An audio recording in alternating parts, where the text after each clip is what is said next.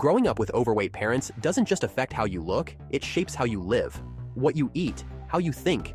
You're not just copying their body, you're absorbing their entire lifestyle. The overeating, the lack of movement, the justifications, it all becomes your blueprint for what normal looks like. And that blueprint starts molding you long before you're old enough to realize what's happening. You weren't born broken. You were built by an environment that rewarded comfort over health. Cabinets loaded with junk, fast food treated like tradition, and no one ever showing you better. That wasn't genetics, that was exposure. You didn't inherit a problem, you grew up in one. And now, those old patterns are still steering the ship. But here's the truth, just because you didn't set this in motion doesn't mean you can't bring it to a stop. People love to say it runs in the family, like that makes it sacred. But what actually runs in the family? It's not just DNA, it's dinner time. It's screen time over movement. It's excuses dressed up as tradition. The cravings, the laziness, the slow slide into poor health, those aren't inherited. They're passed down behaviors, handed off like heirlooms.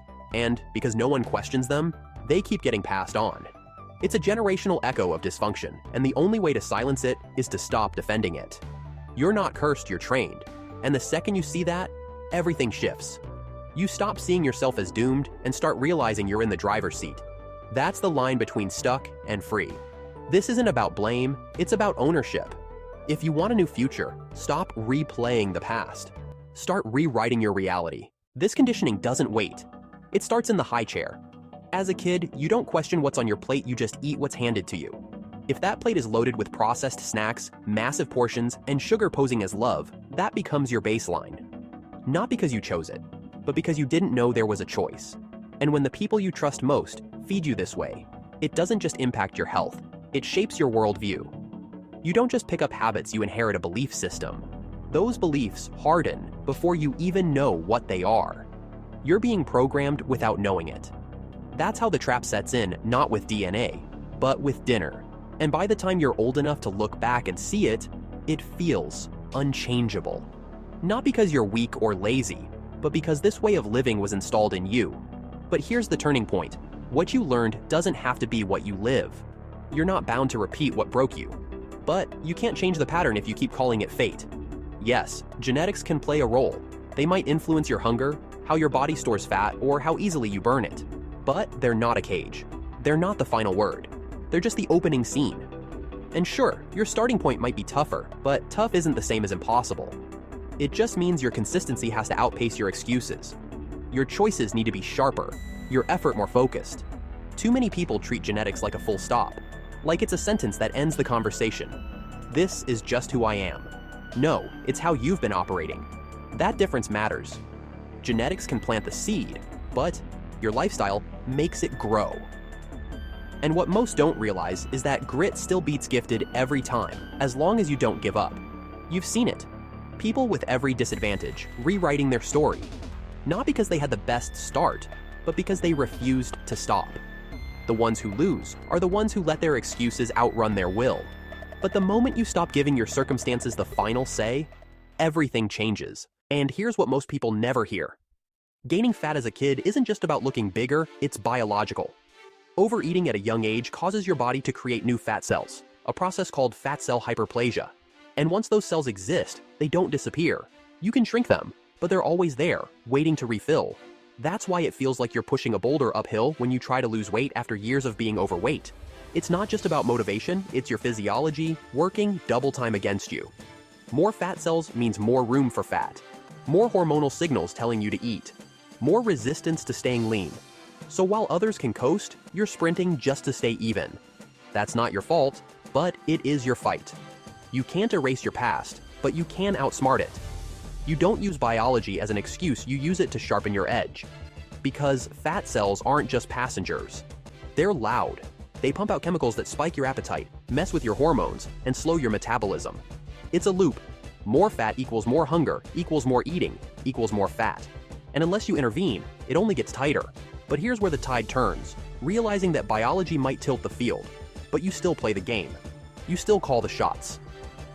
Food doesn't teleport into your mouth. Workouts don't ghost you.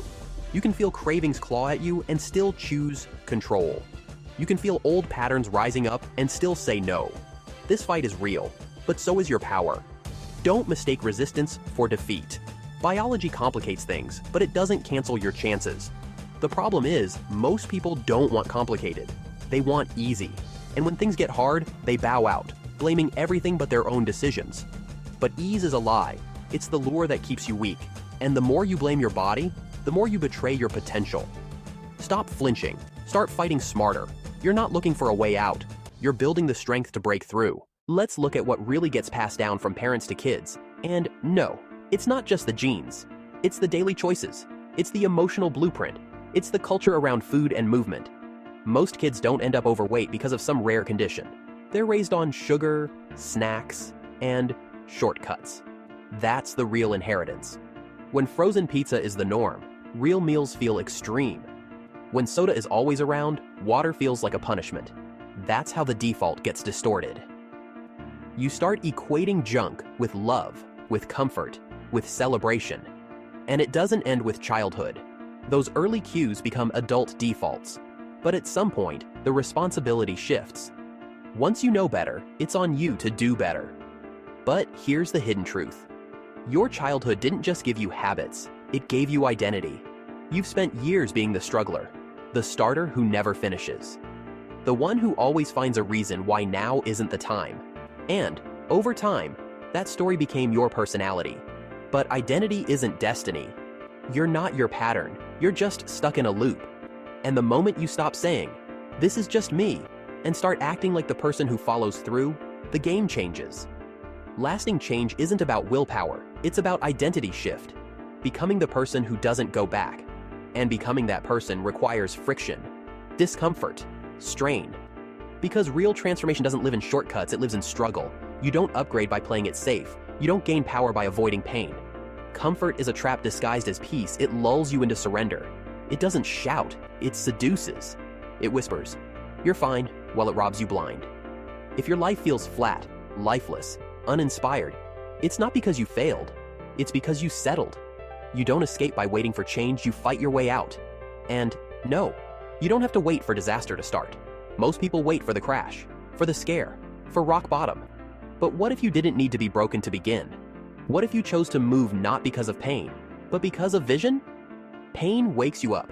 Discipline keeps you going. You don't need a crisis to commit. You just need a reason stronger than your excuses. Don't wait until regret's at your door. Move now, because the life you want won't wait forever. If any of this is connecting with you, just do me a quick favor and tap like and subscribe. It actually helps a lot more than you'd think, and it means I can keep putting this stuff out there. And now we get to the mirror test. Are you truly committed, or are you cosplaying effort? You say you're ready, but your plate says otherwise. You say you're serious, but your scroll time tells a different story. You say this matters, but your actions say it's optional. Change isn't about proving anything to others, it's about getting real with yourself. If your habits don't match your goals, then you're not stuck, you're stalling. And the longer you dodge that truth, the longer you delay your freedom. If you're still living like your childhood kitchen fast food, zero prep, defaulting to convenience, you're not trapped. You're choosing. You already saw what didn't work. If you're still repeating it, that's on you. The world handed you a flawed script, but you're the one choosing to keep reading it. The cycle ends the second you stop performing it. And if you're a parent doing the same to your kids, feeding them what once broke you, then you are the cycle now. Not your genetics, not your circumstances. You. Kids don't do the grocery shopping. They follow your model. So if they're being raised on sugar, snacks, and screens, you're the architect of that struggle. This isn't about shame, it's about duty. Love isn't giving them what's easy, it's showing them what's right. Love is being the guide you never had. That means saying no when it's inconvenient. Cooking when it's tiring. Teaching when it's easier to check out. Because if you don't shape their choices, the world will. And it will cost them in energy, confidence, and years of their life. Too many homes are breeding dysfunction, using food as a bribe, a pacifier, a reward. Then acting surprised when those kids grow into adults with the same battles. That's not love, it's sabotage in disguise. If you want to change their future, you have to change their present. Start with their plate, start with yours. You end the cycle by setting a new standard. Now, if you were that kid raised in that mess, never shown what healthy looks like, constantly told to just eat, You already know how deep that wiring goes.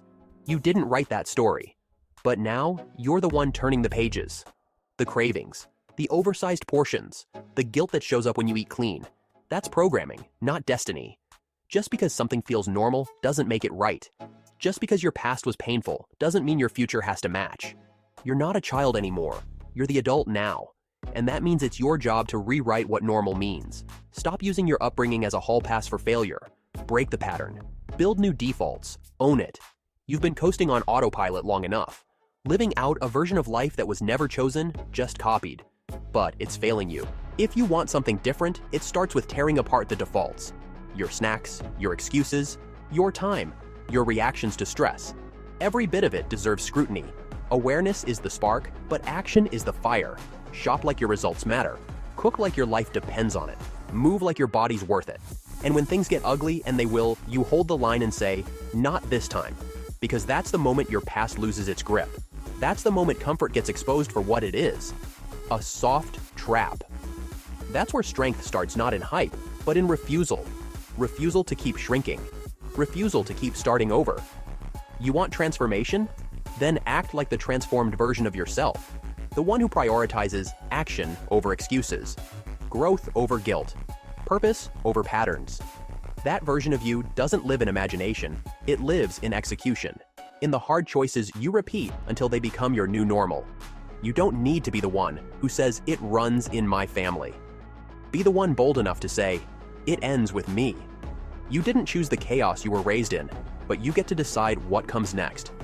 Don't live by the rules that broke you. Write your own.